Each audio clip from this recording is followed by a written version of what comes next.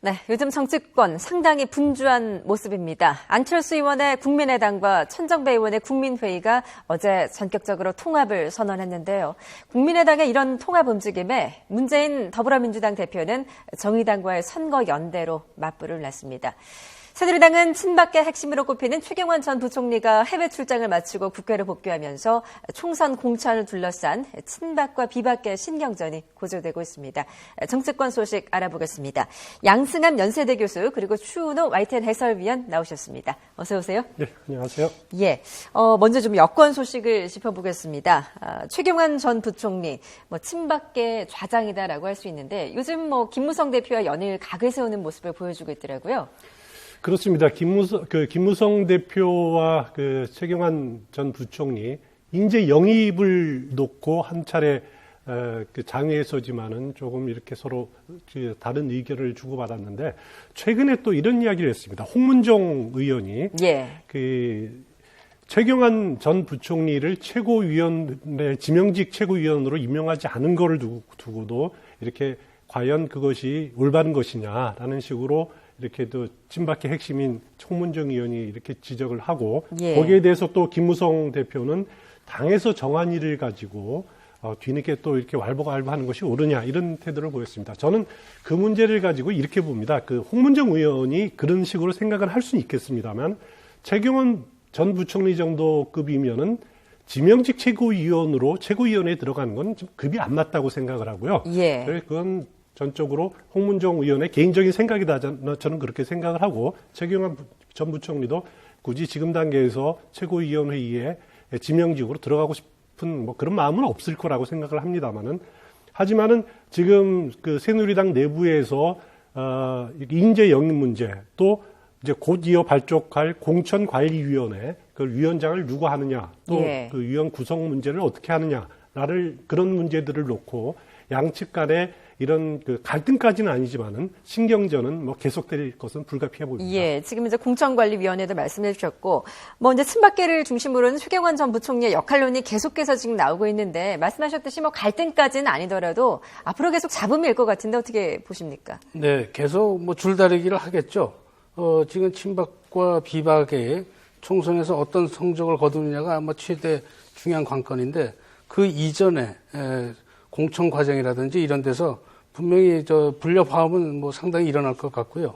그러나 이제 최경환 의원이 지금 다보스에서 돌아온 다음에 인재 영입 문제로 도전을 했다가 다시 지금 침묵을 지키는 좀 자제하는 모습을 보이거든요.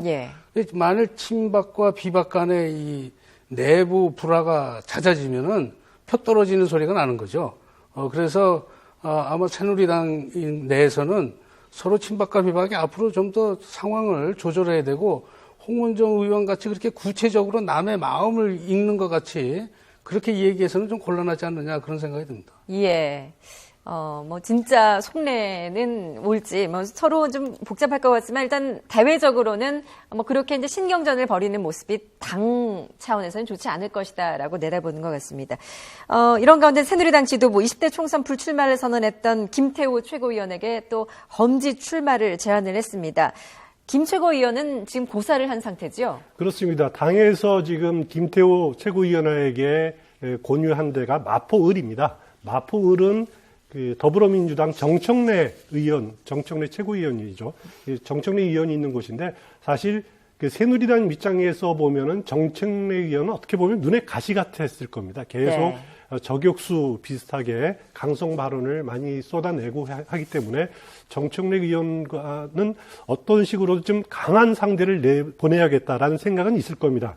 하지만은 지금 마포을에는 김성동 전 의원 한 차례 비례대표를 지내셨죠. 그리고 김수환 전 국회의장의 아들입니다.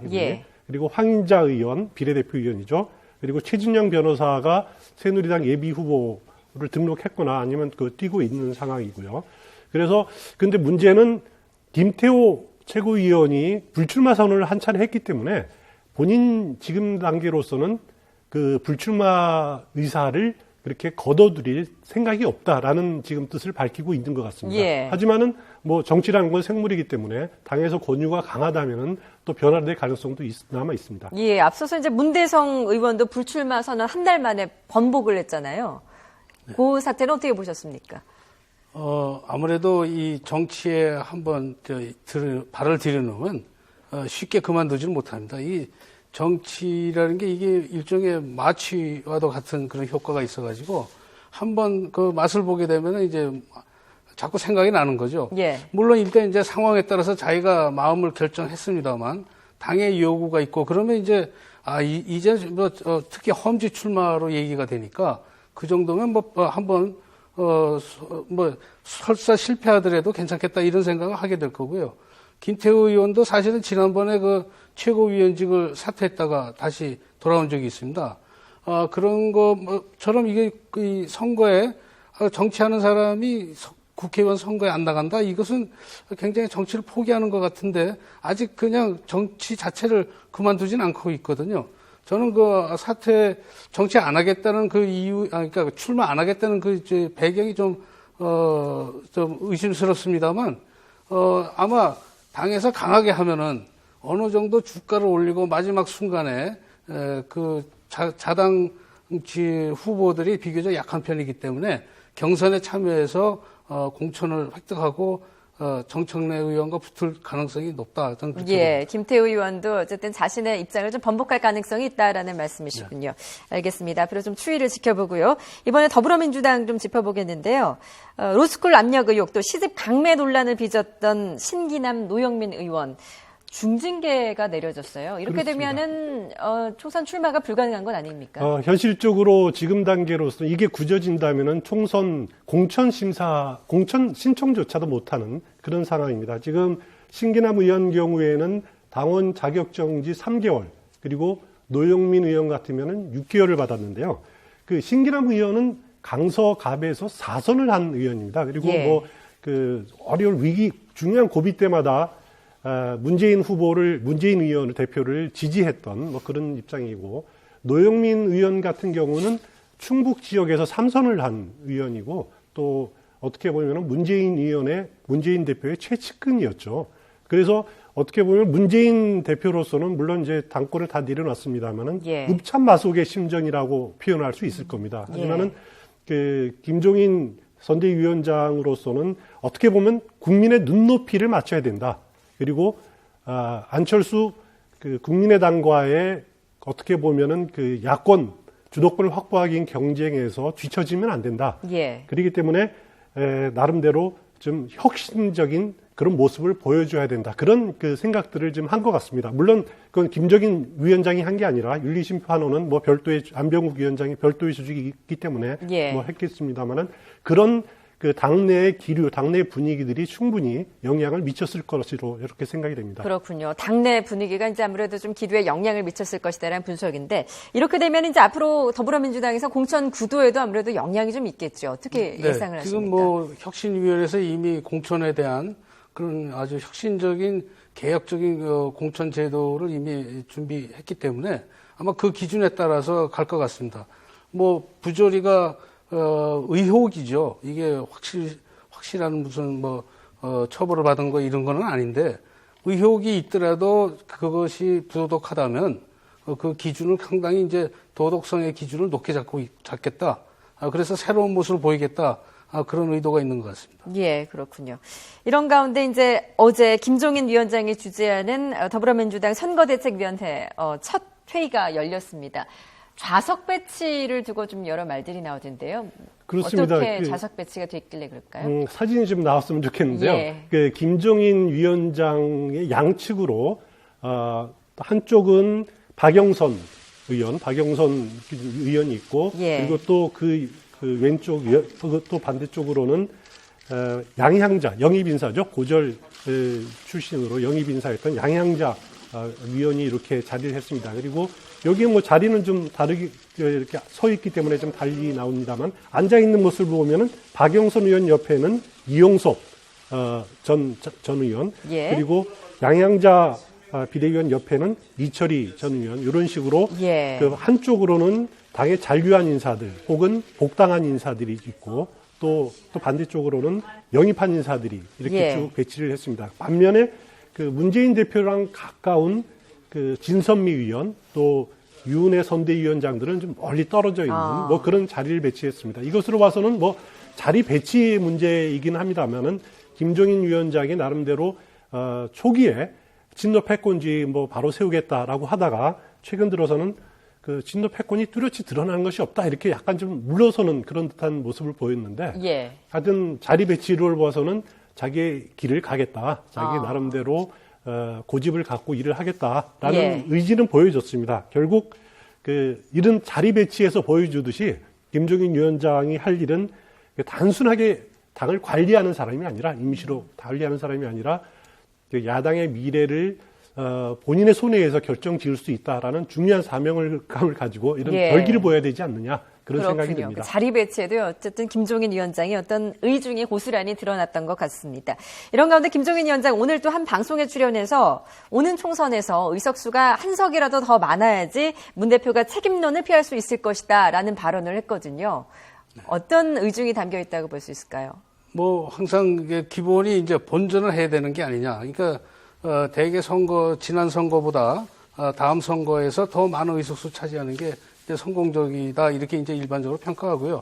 물론 뭐 가장 좋은 것은 제1당이 되는 거죠. 전체 의석수에서 과반수 이상 획득해가지고 의회를 주도할 수 있는 그렇게 되면 좋은데 지금 현재 입장에서 국민의당이 지금 출범을 하고 있고 3개 정당이 의석수 상당수를 나눠가지고 계산을 한다면 적어도 제1야당이 되면서도 지금 탈당한 사람들을 제외한 현 의석수 이상을 확보한다면 그건 상당히 성공적인 선거가 되리라고 생각이 됩니다. 예. 그런 면에서 아마 기준을 잡은 것 같고요. 실질적으로는 뭐 그보다 줄어들지 않을까 이런 생각이 듭니다. 실제로는 좀 어렵다고 본다라는 네. 전망이신가요? 알겠습니다.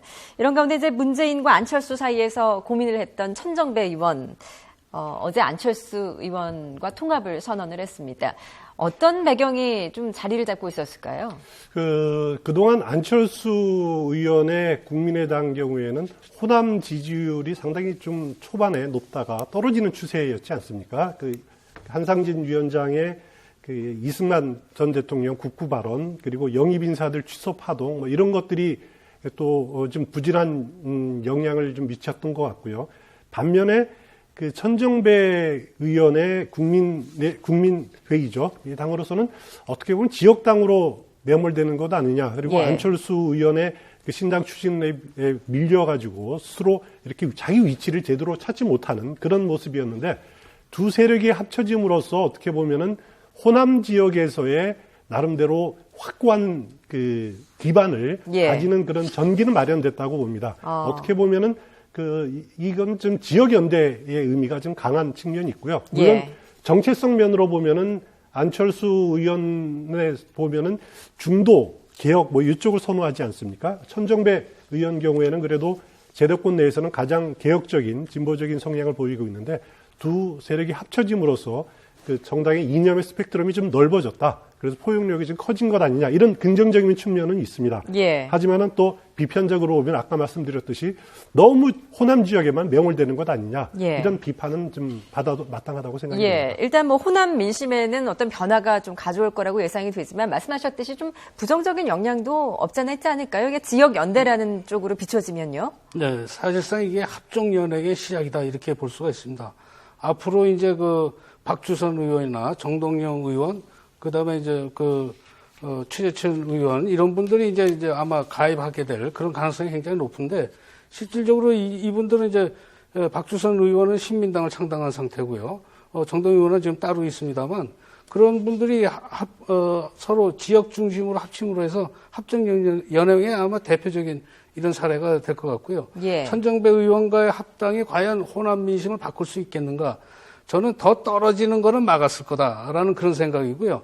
천정배 의원은 아마 그 지역에서 지역구에서 상당히 천정배 의원 개인을 아끼는 사람들이 지지해서 지난번에 당선이 된 것이 아닌가. 그러니까 이것이 더민주당을 나옴으로 해서 무소속으로 됐습니다만 이 국민의당과 합당을 함으로 해서 과연 천정배 의원도 그 호남의 민심을 전체적으로 끌어올릴 수 있는가 하는 거는 예. 상당히 의문이라고 생각합니다. 그렇군요. 뭐 이런 가운데 이제 더불어민주당 측 천정배 의원이 공동 비상대책위원장직, 비대위원 5대5 지분, 그리고 광주 공천에 대한 전권 등을 요구했다라고 주장을 하고 있습니다. 이게 진실공방 논란으로 지금 번질 모양인 것 같은데요. 그 뭐 사실 여부는 뭐 예. 아직 확인은 안 됩니다만 그 안철수 의원 쪽하고 그 천정배 의원 쪽하고 갈등의 소지는 뭐 틀림없이 남아 있습니다. 왜냐하면은 천정배 의원 경우에는 어떻게 호남 중에서도 호남 물갈이 또 호남에서의 새 정치를 이렇게 계속 해왔고 그렇게 또 사람을 모아온 입장인데 예. 어떻게 보면은 이제 안철수 의원의 국민의당 경우에는 탈당한 더불어민주당에서 탈당한 기존의 현역 의원들이 그 주류거든요. 많이 예. 있고 그래서 어떻게 보면 호남에서는 호남 기득권을 가진 사람들이다라는 식으로 인식될 가능성이 있습니다. 그러면 양측의 갈등은 어느 정도 분명히 나타날 겁니다. 그 서로 지분 확보하기 위해서. 예. 그러나 결국은 제일 중요한 것은 국민의당이 살아남기 위해서는 결국은 실력으로 승부를 하는 수밖에 없다.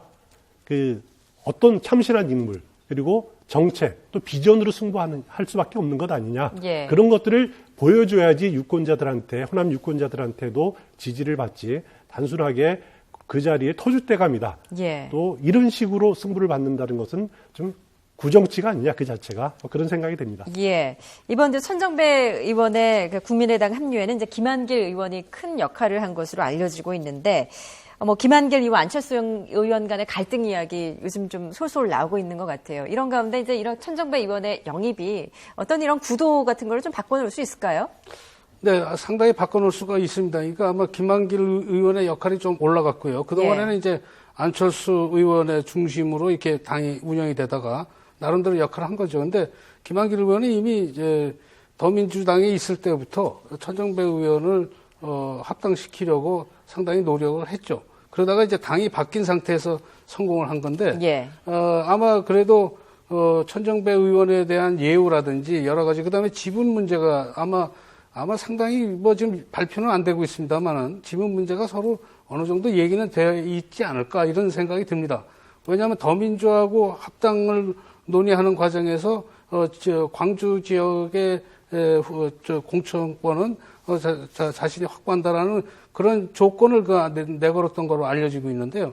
본인은 부인하고 있습니다만, 그러나 정치라는 게 그렇게 아무런 무조건으로 백지 수표를 써주듯이 들어가는 그런 경우는 상당히 드물거든요. 그래서 예. 이번 경우에는 아마 그런 역할이 김한길 의원이 할 수 있는 것이 있지 않을까 이렇게 생각이 됩니다. 예, 뭐 얼마 전에 이제 김관영 의원의 문자 논란도 있었었는데, 국민의당 뭐 어쨌든 국민에게 좀 어떤 혁신적인 모습을 또 보여줘야 되는 건 아니겠습니까? 그렇습니다. 어떻게 보면은 김한길 의원 또 안철수 의원 간의 어떻게 보면 좀 약간 신경전, 예. 계파 간 갈등, 저는 갈등이라고까지는 아직 보질 않고요. 여기도 예. 어떻게 보면 양측의 그 팽팽한 긴장 관계가 당을 또 살아 움직이게 할 수 있는 원동력일 수도 있습니다. 그리고 예. 김한길 의원 경우는 아무래도 현실 정치를 또 깊숙이 발을 들여놓으신 분이고 또 아는 분이고 또 안철수 의원의 이미지는 그거와는 또 다르게 현실 정치보다는 깨끗한 뭐 새 정치를 강조하시는 분이니까 예. 그 두 생각들 사이에 이렇게 좀 부딪히는 부분이 있을 수 있겠습니다만은 서로 그것이 그 갈등으로 나타나지 않고 적당한 긴장 관계를 형성한다면은 당의 새로운 활력이 될 수도 있다 이렇게 생각이 됩니다. 예, 알겠습니다. 오늘 전국 소식 짚어봤습니다. 양승암 연세대 교수, 그 추은호 YTN 해설위원이었습니다. 말씀 잘 들었습니다.